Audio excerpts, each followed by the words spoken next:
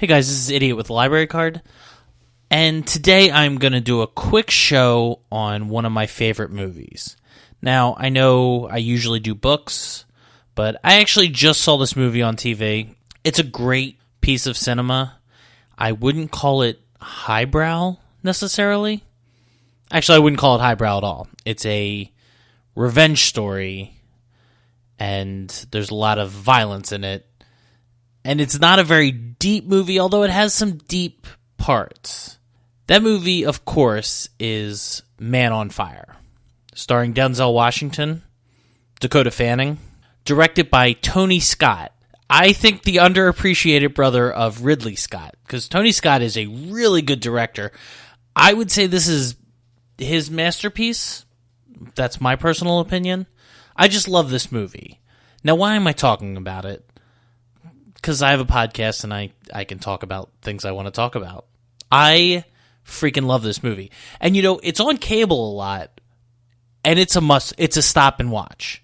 I don't care what I'm doing, if I'm flipping through the channels, if there's a game on, it's the best secondary thing if there's a game on, because there are just some wonderful scenes. Obviously, the rectal bomb scene is a masterpiece of cinema. And the way everything is shot, it's so cool, it's so slick. Tony Scott uses these words flashing across the screen and ticking clocks so well. It just is perfect. It's such a great movie. I love it. And by the way, Tony Scott's a genius, and I'll tell you why Tony Scott is a genius. I was looking at his IMDb earlier. He works with Denzel Washington a lot.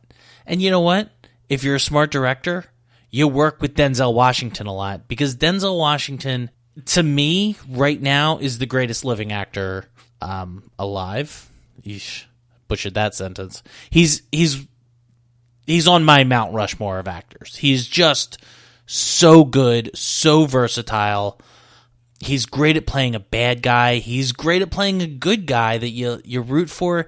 And in this case, he's great at playing in between. You're rooting for him, but he's not a good person. And he does a lot of terrible things, although in the name of justice in this movie. But not really to start. He's kind of a jerk to start, but then you really like him, and his relationship with Dakota Fanning is just lovely, and it does such a good job of making you like this character that when things go bad for him and her, it wrenches your heart. This could be a teary-eye movie for me. There's two scenes when he finds out that she's alive. I always sort of, that I'm not going to cry. I'm downstairs watching a violent revenge movie, not going to cry that he just found out that she's alive. And then the end of the movie is very, I wouldn't call it a happy ending, but certainly not a sad ending.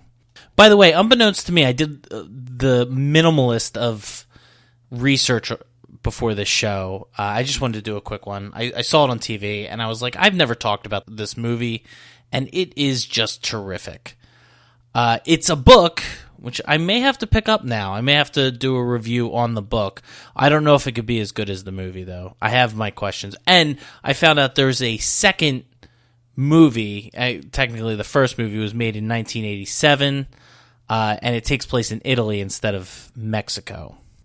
So yeah, if you haven't seen Man on Fire, check it out. You're missing out big time. This is the other reason I think I like it so much. It's one of those movies, if it's on HBO or a commercial-free movie channel, awesome. You're sitting there, you're going to watch it, through and enjoy it. If it's on TBS, it's paced so well that it works on a commercial TV. Or commercial channel. I love it's probably my favorite movie. That and maybe Heat are my favorite movies to be flipping back and forth when there's like a Flyers or Sixers game on, or like a Phillies game, where I can just say, okay, the game's in commercial. I'm gonna flip back and see what scene we're on in this great movie. So again, this is a real short show. I just kind of wanted to get it out there because I love this movie so much, and I'm going to try to hit a few more shorter shows in the next few months, just because I feel like I'm not getting enough out there, and I think practice is one of those things that really helps me get the show better. So let me know if you like these shorter shows and if you like this show. Of course, please like and subscribe wherever you get podcasts, and leave a comment. That always helps direct me in what you guys would like to hear. Well, thanks for listening.